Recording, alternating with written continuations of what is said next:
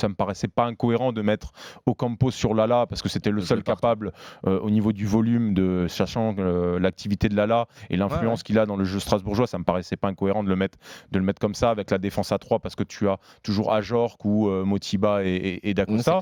Donc bon, sur le départ, à part Sanson, moi, que j'aurais peut-être inclus dans le milieu de terrain, soit à la place de Strootman, soit à la place de Lopez. À la place de Strootman, il n'y a pas photo. Mais bon, Marseille joue un match amical sur la première période, excepté cette action en début de deuxième période qui est bien menée, bien huilée, où pour une fois, Balotelli fait un mouvement, Sakai fait une montée, et puis ça combine bien avec Germain à la finition. Autrement, Marseille ne joue pas clairement pour aller chercher une place européenne.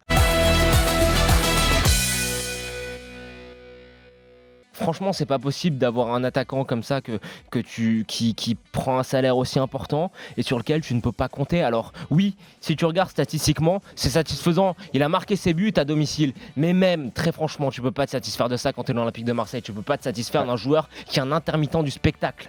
Ça ne correspond pas à ce qu'est l'Olympique de Marseille. Alors moi, j'aurais cru au moment des premières rumeurs de son arrivée, avant le mercato d'été, que ça pouvait marcher parce qu'il était un peu fou, etc. Tout ça.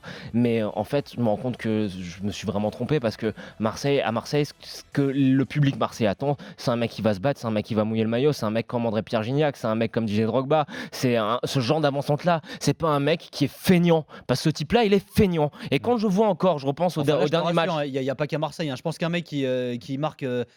Qui joue quand il veut, ça va énerver à Marseille plus qu'ailleurs. Regarde, tu sais, parce que t'as plus de supporters qu'ailleurs peut-être. Ouais, mais à Marseille a toujours été un peu plus indulgent avec les mecs qui se battaient un peu, genre Brandao, tu vois.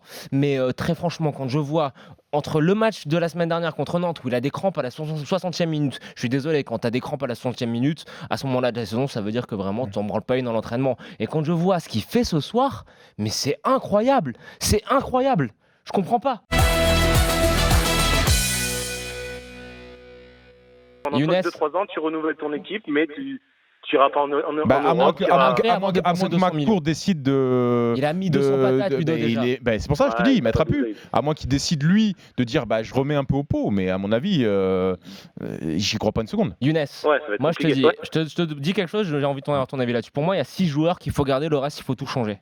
Il faut garder Gustavo, il faut garder Bouba Kamara, il faut garder Tchaleta Tsar, Hiroki Sakai, Lucas Ocampos et Maxime Lopez. Le reste, il faut tout changer. Et Strootman, tu le vends à qui ? Qui va le prendre au salaire qu'il a et... Y a pas tu gardes pas Sanson. Je suis complètement d'accord. C'est une valeur marchande, Sanson. Donc, si tu veux récupérer quelques joueurs, il va falloir que tu en vendes un ou deux. Il doit sentir un vide générationnel entre ce qu'il vit en sélection et ce qu'il vit à l'OL. C'est-à-dire qu'il se sent dans un cocon en sélection avec des mecs avec qui il a grandi, qu'il connaît très bien, qui sont à peu près du même âge, qui partagent les mêmes choses. À l'OL, c'est différent, c'est des jeunes joueurs. Moi, ça m'est arrivé. Il n'y a pas que ça, le vestiaire est difficile. Peut-être, je sais pas. Bon, pas difficile, mais peut-être moins qu'avant. Il y a eu quand même un fort noyau régional. Mais voilà, ça se résume encore une fois à l'atmosphère, le besoin de se sentir presque aimé ou en tout cas introduit dans un groupe. Et voilà, je pense que ce garçon, il a besoin de ça. Si tu es un entraîneur qui a envie de tirer la quintessence de ce joueur-là, et Dieu sait qu'il a des qualités, il faut faire le job avec lui, même si toi, tu penses que c'est pas le job. Moi, je pense que ça fait partie. Je dis pas que c'est pas le job, mais ça fait partie du job.